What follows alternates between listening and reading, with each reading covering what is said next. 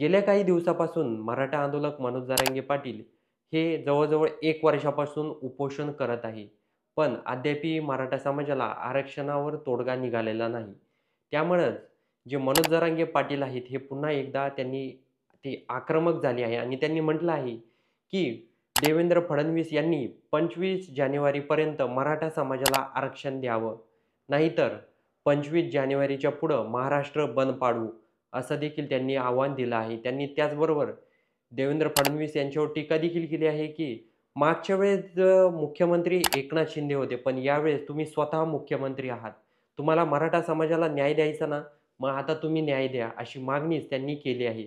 त्याचबरोबर त्यांनी म्हटलं आहे, जर आम्ही 25 जानेवारीपर्यंत काहीच बोलणार नाही, कुणीही काहीच बोलणार नाही, पण 25 जानेवारीनंतर कोणालाही सुट्टी नाही.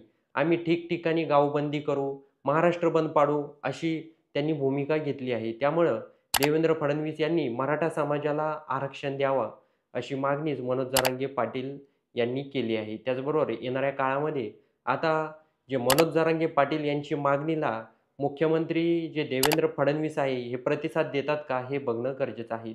त्याचबरोबर तुमचे काही प्रश्न असतील तर कमेंटमध्ये नक्की कळवा आणि व्हिडिओ आवडला असेल तर चॅनलला सबस्क्राईब करायला विसरू नका.